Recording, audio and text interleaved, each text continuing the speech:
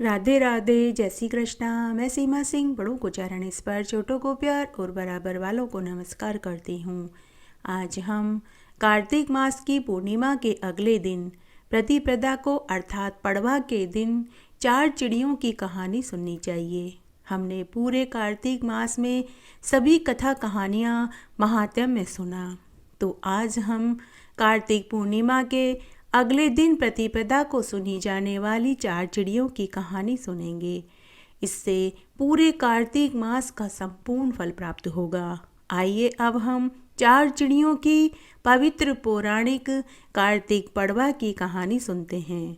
एक बार एक घने जंगल में बड़ के पेड़ के ऊपर 4 चिड़ियाँ रहती थी। उन चारों में घनिष्ठ मित्रता थी। तब एक बार जब कार्तिक का महीना आया तो चारों चिड़ियाओं ने कार्तिक स्नान करने का निश्चय किया। तब चारों चिड़ियाओं ने खिचड़ी बनाने की सोची। पहली चिड़िया चावल लेकर के आई, दूसरी चिड़िया दाल लेकर के आई, तीसरी चिड़िया घी लेकर के आई, तो चौथी चिड़िया नमक लेकर के आई। चारों ने मिलकर खिचड़ी बनाई। तब उन्होंने खिचड़ी खाने से पहले स्नान करने का निश्चय किया। तो वे चारों चिड़ियाएँ गंगा घाट पर एक कुंड में स्नान करने के लिए चली गई। चारों चिड़िया स्नान कर रही थी। तब उनमें से एक चिड़िया सबसे पहले नहा कर आई। उसे बहुत जोर की भूख लगी तो उसने खिचड़ी की भाप खा ली। उसके बाद दूसरी चिड़िया आई। दूसरी चिड़िया से भी भूख बर्दाश्त नहीं हुई तो उसने खिचड़ी का पानी पी लिया। उसके बाद तीसरी चिड़िया नहा करके आई। उसे भी भूख बर्दाश्त नहीं हुई तो उसने खिचड़ी खा ली। उसके बाद अंत में चौथी चिड़िया आई तो उसने खिचड़ी की खुरचन खा ली।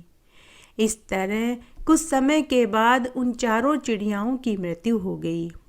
जिस चिड़िया ने भाप खाई वह अगले जन्म में राजकुमारी बनी। जिस चिड़िया ने पूर्व जन्म में खिचड़ी का पानी पिया तो वह अगले जन्म में कुम्हार के घर पैदा हुई। और जिस चिड़िया ने खिचड़ी खाई वह अगले जन्म में एक ब्राह्मण के घर कन्या के रूप में पैदा हुई। और जिसने खिचड़ी की खुरचन खाई वह हथिनी योनि में पैदा हुई।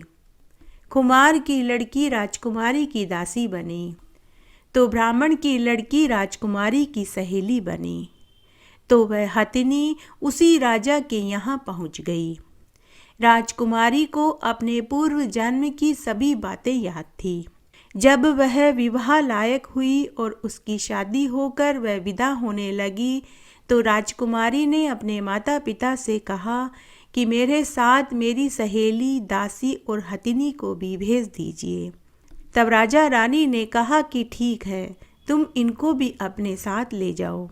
तब राजा ने दासी और सहेली को राजकुमारी के साथ रथ में बैठा दिया। फिर राजा ने सेवकों को हुक्म दिया कि हथिनी को भी राजकुमारी के लवाजमे के साथ कर दो।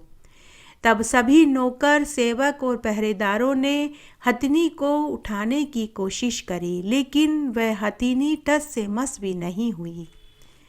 उसके बाद राजकुमारी स्वयं रथ से उतरकर हथिनी के पास गई और उसके कान में कुछ कहा तो वह हथिनी उठकर खड़ी हो गई और राजकुमारी के रथ के आगे होकर चलने लगी। तब राजा रानी और वहाँ खड़े सभी को महान आश्चर्य हुआ। राजा रानी ने अपनी बेटी से इसका कारण पूछा तो राजकुमारी ने अपने माता पिता से कहा, पूर्व जन्म में यह मेरी दासी, मेरी सहेली और ये हथिनी और मैं, हम चिड़ियाएँ थे। हम सब ने कार्तिक स्नान किया। तब हमने सब ने मिलकर खिचड़ी बनाई। तब हम सब ने खिचड़ी बनाकर के स्नान करने का निश्चय किया। तब हम चारों चिड़ियाएँ स्नान करने गंगा घाट पर चले गए। फिर उसके बाद की पूरी घटना राजकुमारी ने सभी को बताई।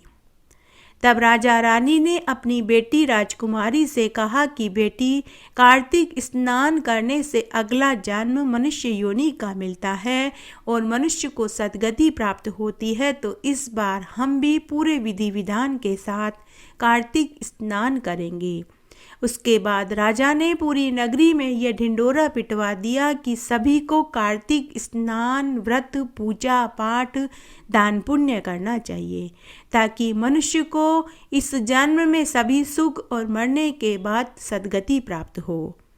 इस तरह आज मैंने आपको कार्तिक मास की पूर्णिमा के अगले दिन प्रतिपदा को 4 चिड़ियाओं की कहानी सुनाई। घटती हो तो पूरी हो तो परवान चढ़े, भूले बिसरे नाम तेरे भंडार में भरे। इस तरह आज मैंने आपको कार्तिक मास की 4 चिड़ियाओं की कहानी सुनाई। आशा करती हूँ यह आपको ज़रूर पसंद आएगी। मेरे साथ बने रहने के लिए आपका धन्यवाद। आगे आने वाली मेरी कथा कहानियों में भी इसी तरह मेरे साथ बने रहें। धन्यवाद।